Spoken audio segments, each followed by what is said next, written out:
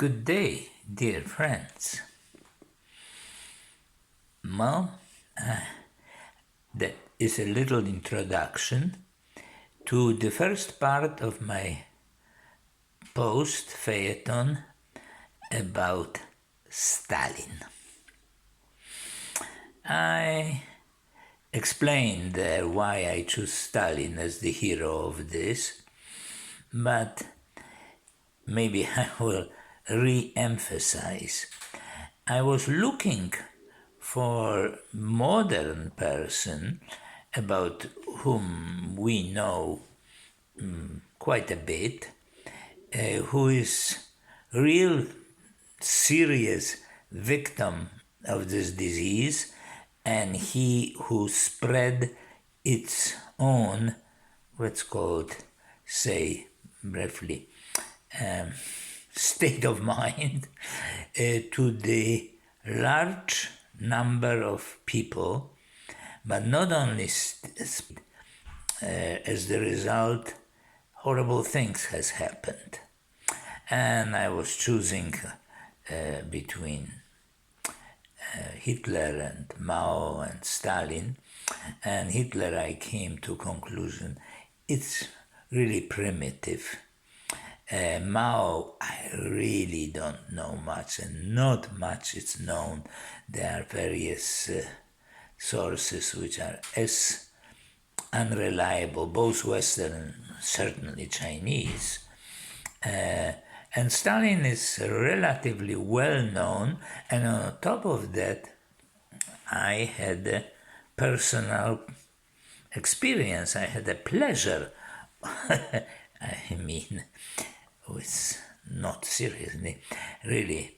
But it was an interesting experience of living in the Soviet-dominated country, and for a long, whole my my youth, till I was already, when I finally left it for good, I was already 32.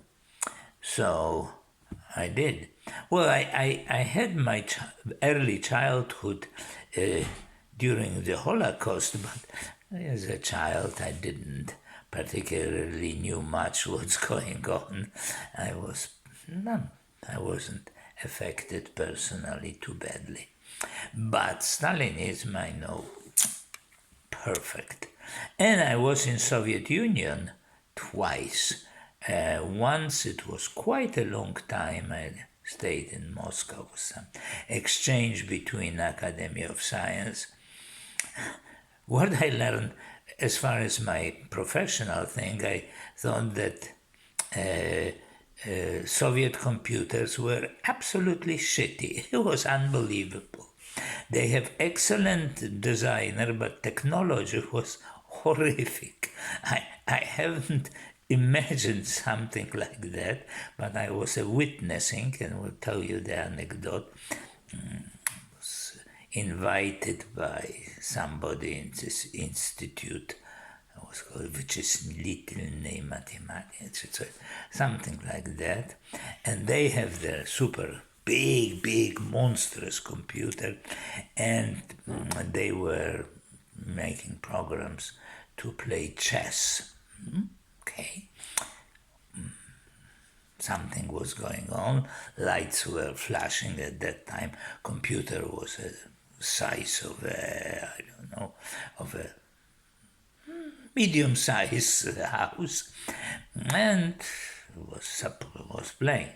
Suddenly, one of my important people said, "Oops! It's dead. It crashed." And I said, "No, I will try to revive it."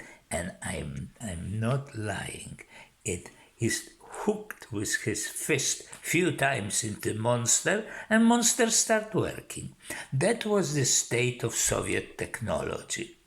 Later, when I was in Canada, I was investigated by, of course, their Canadian kind of service if I'm not a spy. Well, they quickly figure out that I'm not a spy or a Soviet agent, and we start talking, and they asked me, do I know? So I told them about my experience. They couldn't believe it. They still keep believing that Soviets have some phenomenal technology somewhere hidden, couldn't have an access, except that I met the guy who was in charge of this phenomenal technology, and it was exactly the same.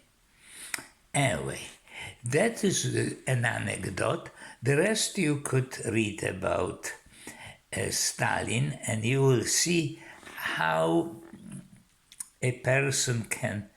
It happened in history hundreds times, but to the extent how he fashioned the minds of huge population, how people were indoctrinated and forced themselves to believe in this absurd what was going on. It's quite interesting. So I broke this thing into two parts because it will be too a longer read. So indoctrination I left for the second part, which I will publish soon. So that's all I had to say. Have a good day, and of course, as I always ask, please let me know, which you never do, but who knows, miracles happen, about what do you think about what I have written and said. Okay, so see you hopefully soon. Goodbye.